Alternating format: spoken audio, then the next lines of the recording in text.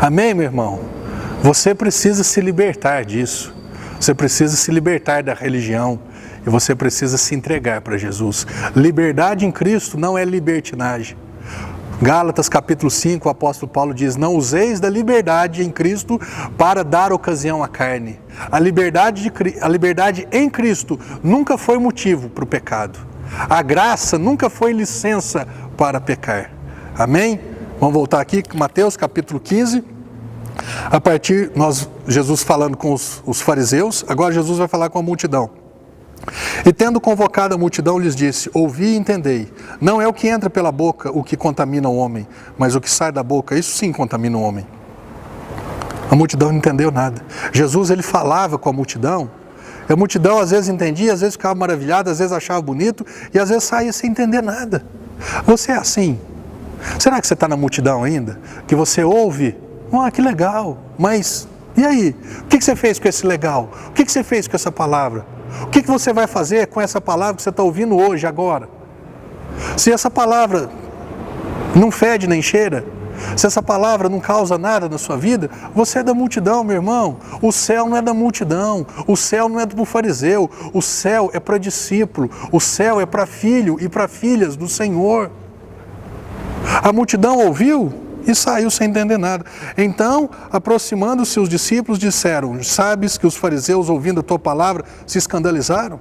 Ele, porém, respondeu: toda planta que meu Pai Celestial não plantou será arrancada. Deixai-os, deixa os fariseus para lá, eles são cegos, guias de cegos. Ora, se um cego guiar outro cego, cairão ambos no barranco. Quem você está andando atrás de quem? Essa pessoa que você tem seguido, será que ela já teve os olhos abertos para o Evangelho? Ou essa pessoa, ela tem uma religião? Você está seguindo um líder religioso? Você está seguindo uma crença religiosa? Meu irmão, Jesus falou: são cegos guiando outros cegos. Abra os olhos. Então lhes disse Pedro: explica-nos a parábola.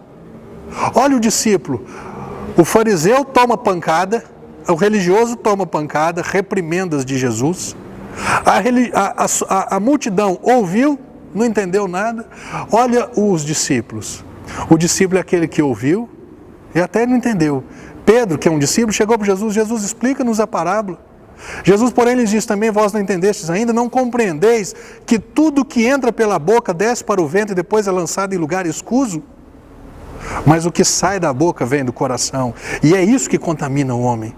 Por que é isso que contamina o homem? Porque do coração procedem os maus desígnios, homicídios, adultérios, prostituição, furtos, falsos testemunhos, blasfêmias. São essas coisas que contaminam o homem, mas o comer sem lavar as mãos não o contamina. Volto a dizer, Jesus não está falando que você não precisa lavar as mãos para comer. Jesus está falando que espiritualmente não existe purificação no lavar as mãos para tomar o alimento. É lógico que nós lavamos as mãos como higiene, mas não para purificação. Jesus está falando, o que contamina o homem é aquilo que está cheio o coração do homem. Coração cheio de inveja, cheio de raiva, cheio de ódio, falta de perdão, de ciúme, né? E gera homicídio, gera adultério, gera um monte de coisa. É isso que contamina o homem. Jesus, as reprimendas de Jesus aos discípulos, sabe quais foram? Jesus sempre falava assim: homem de pequena fé, por que você duvidou? Se você ler aqui, voltar a Bíblia, uma página, quando Pedro estava andando sobre as águas, Pedro estava indo bem, de repente Pedro começou a observar, reparar na força do vento e das ondas, e ele teve medo, ele começou a afundar, e ele gritou: salva-me, mestre. E Jesus prontamente o resgatou e disse: homem de pequena fé, por que você duvidou, Pedro? Meu irmão, se você é um discípulo, eu sou um discípulo. O discípulo é o seguidor de um mestre. Se você é um discípulo, a única reprimenda que você vai ouvir de Jesus é essa: por que você não tem fé? Por que você não, continua crendo, continua caminhando, olhando para mim? Mateus 6 fala do quê? Porque andais ansiosos com o que vai vestir, com o que vai comer. Essas coisas são os gentios, essas coisas são as multidões, essas coisas são os órfãos, aqueles que não nasceram de novo, então não tem pai. Então essas coisas se preocupam aqueles que não têm pai. aqueles que dependem deles. Porque não vos inquieteis dizendo que comeremos, que beberemos ou com que nos vestiremos, porque os gentios é que procuram todas essas coisas, pois o vosso Pai Celeste sabe que necessitais de todas elas. Homens de pequena fé, não fica preocupado com isso não. Creia que você tem um pai que te sustenta, você tem um pai que cuida. Pastor, não precisa trabalhar mais? Precisa. Você vai trabalhar, mas não dependendo do seu braço. Você não vai depender do patrão, você não vai depender do funcionário, você não vai depender do governo. Por isso Jesus diz, buscar em primeiro lugar o reino, o governo de Deus e a sua justiça. Você é justificado, você é inocentado, você é filho. E essas coisas elas vão ser acrescentadas. Vai fazendo, sabe o que está na tua mão fazer? Crer naquilo que Jesus fez. Vai fazendo aquilo que é normal fazer, todo mundo trabalha. Todo mundo faz isso ou faz aquilo, isso é normal. Agora, tem pessoas que ficam extremamente preocupadas. Nossa, mas como é que vai ser? Não vai dar conta. Eu não vou dar... Eu. Meu irmão, quando você olhar para si e você não encontrar respostas, você não encontrar meios, olha para Jesus.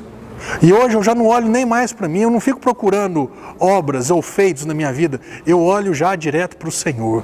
Eu já espero de Jesus, eu já confio no Senhor. Amém? Homens de pequena fé, homens de pequena fé. E no finalzinho aqui de Lucas, para a gente terminar, quando fala que Jesus, ele já tinha ressuscitado, ele já tinha aparecido a alguns dos discípulos, e Jesus agora tem dois discípulos aqui, caminhando, né, no caminho de Emaús, para essa cidade chamada Emaús.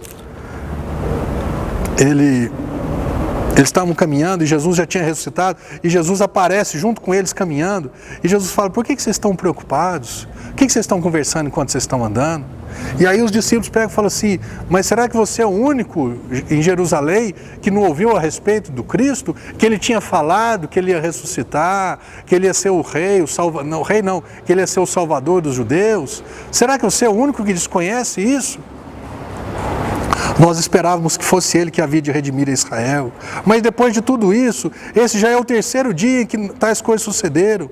É verdade que algumas mulheres das que conosco estavam nos surpreenderam tendo ido de madrugada ao túmulo e não achando o corpo de Jesus, voltaram dizendo terem tido uma visão de anjos, os quais afirmam dizer que ele vive.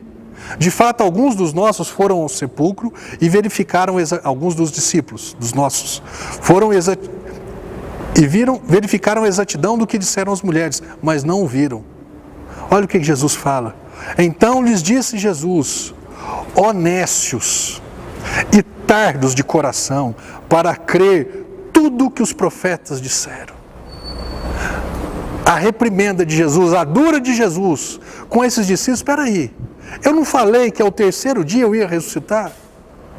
Eu não falei que era necessário Cristo padecer por tudo isso, passar por tudo isso e depois ressuscitar ao terceiro dia? Vocês não ouviram o que as mulheres falaram? Vocês não ouviram o que os discípulos falaram, seus amigos?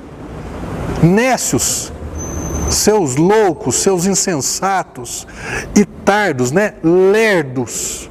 Por que você está sendo lerdo para crer em tudo que os profetas disseram? Por quê? Por que, meu irmão, eu e você, como discípulos de Jesus, nós temos sido lerdos, lentos para crer naquilo que Jesus disse? Por que nós estamos sendo meninos para crer naquilo que está escrito na palavra? Não seja lerdo, não seja lento, não seja tolo, não seja bobo. Seja ativo, seja rápido em crer naquilo que Jesus disse, em aceitar essas palavras aqui como vida, a vida de Deus sendo transferida para a sua vida. Aceite rapidamente, agilmente essas palavras e comece a viver pela fé nessas palavras. Você vai ver a tua vida diferente, você vai ver a sua vida sendo transformada. Como, que jeito? Não sei, é o poder da palavra. A palavra de Deus não volta vazia. Creia nessa palavra, viva nessa palavra, morra por essa palavra, entregue-se a essa palavra. Jesus, ele é a palavra. Isso daqui não é um conceito de vida, isso daqui não são crenças ou doutrinas de vida. Isso daqui é a vida, é a própria vida do Senhor, manifesta, escrita para você e para mim. Com os fariseus hipócritas, as multidões ouvia e não entendia nada. Os discípulos, Jesus simplesmente falou: vocês também não acreditaram? Vocês também não entenderam? Você que é um discípulo, quando você lê uma palavra e não entender, corre para Deus. Deus me ensina. E a única reprimenda de Jesus aos discípulos é: por que você duvidou? Por que você não crê? Por que você está demorando em crer? Amém? Seja um crente, seja rápido em crer. E você vai ver rapidez, agilidade na manifestação da bondade de Deus em favor da sua vida. Amém, meu irmão? Que você tenha uma excelente semana e eu quero te ver aqui na igreja, qualquer hora dessa. No nome de Jesus, amém.